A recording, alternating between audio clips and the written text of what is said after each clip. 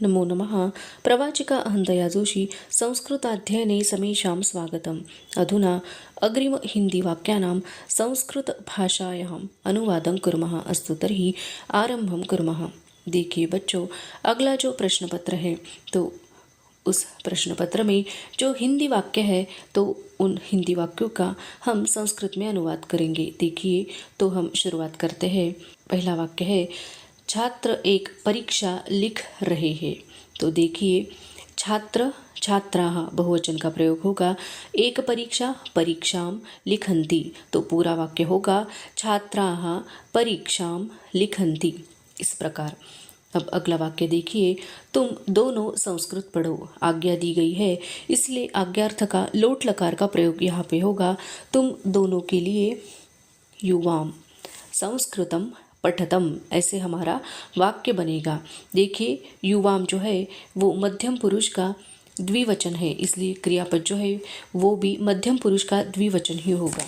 तो इस प्रकार हमें वाक्य बनाने हैं। वाक्य तो मैं बना के दे रही हूँ, लेकिन वो बनाने कैसे है वो भी हम यहाँ पे देख रहे हैं।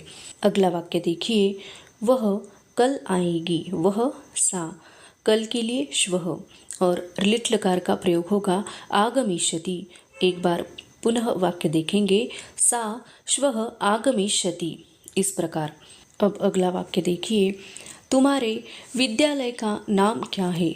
तुम्हारे युष्माकं विद्यालयस्य नाम किम, और नाम किम अस्ति। इस प्रकार भी वाक्य बनेगा। अब अगला वाक्य है, पेड़ से पत्ते गिर रहे हैं। अभी यहाँ पे पेड़ से पत्ते गिर रहे हैं, इस वाक्य में पंचमी विभक्ति का प्रयोग होगा। जिससे पत्ते गिरते हैं तो उस शब्द की पंचमी विभक्ति यहाँ पे प्रयुक्त होगी। जैसे वृक्ष शब्द जो है तो इसकी पंचमी विभक्ति हम यहाँ पे उसका प्रयोग करेंगे वृक्षात।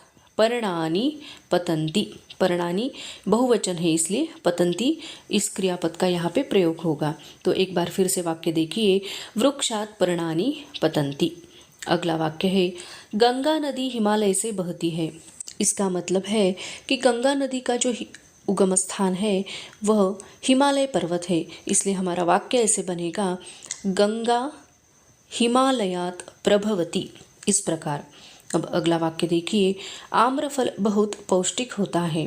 तो आम्रफल आम्रफलम बहु पौष्टिकम खलु व बहु पौष्टिकम भवति। इस प्रकार हमारा वाक्य बनेगा। अब देखिए, अगला जो प्रश्न पत्र है उनमें से ये चतुर्थ प्रश्न हम देखेंगे। यहाँ पे पहला वाक्य है, एक बालक विद्यालय जाता है। एक बालक मतलब यहाँ पे संख्या लिखने की आवश्यकता नहीं है, तो एक बालक मतलब बालकः एक वचन में प्रयोग होगा, बालकः विद्यालयं गच्छति। इस प्रकार हमारा वाक्य बनेगा। अब अगला वाक्य देखिए, दो बालिकाएं खेल रही है। दो बालिकाएं, तो यहाँ पे बालिके क्रीडतः व खेलतः इस प्रकार प्रयोग होगा। अब अगला वाक्य देखिए, वह मित्र के साथ उपवन जाता है। इसका संस्कृत में अनुवाद इस प्रकार होगा, सह मित्रेण सह उपवनम वा उद्यानम गच्छति। इस प्रकार अब अगला वाक्य है, फूल खिलते हैं। फूल बहुवचन का प्रयोग हुआ है, इसलिए पुष्पाणि विकसन्ति। इस प्रकार अगला वाक्य है, गायक गीत गाता है। गायकः गीतम गायति। इस प्रकार इस वाक्य का अनुवाद होगा। अब अगला वाक्य देखिए, बालक शेर से डरता है। अब देखिए, बालक शेर से डरता है। इस वाक्य में डर किससे है तो व्याघ्र से, इसलिए व्याघ्र शब्द की पंचमी विभक्ति का यहाँ पे प्रयोग होगा। तो हमारा वाक्य ऐसे बनेगा, बालकः व्याघ्रात् बिभेति। अब अगला वाक्य देखिए, तुम दोनों संस्कृत पढ़ते हो। तुम दोनों, इसलिए युवाम शब्द का प्रयोग होगा।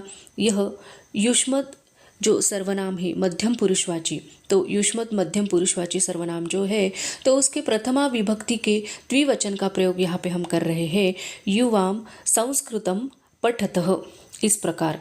अब यहाँ पे द्विवचन प्रयुक्त हुआ है, इसलिए क्रियापद भी द्विवचन में ही प्रयुक्त होगा।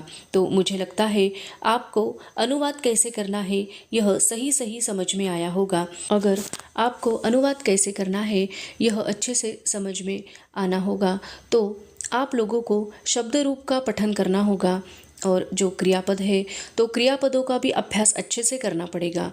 और हर रोज आप एक पाठ पढ़ते हो तो शब्द रूपों का भी आप लोगों को ज्ञान होगा। अगर मेरा वीडियो आपको अच्छा लगा हो तो लाइक कीजिए, शेयर कीजिए और सब्सक्राइब कर दीजिए। धन्यवाद।